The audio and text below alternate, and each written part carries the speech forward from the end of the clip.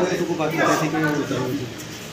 আজকে গোপন খবরের ভিত্তিতে তক্সাপাড়া প্রাঞ্জিত বর্মনের বাড়ি থেকে আমরা প্রায় 45 কেজি শুকনো গাঁজা উদ্ধার করি মাটির নিচ থেকে।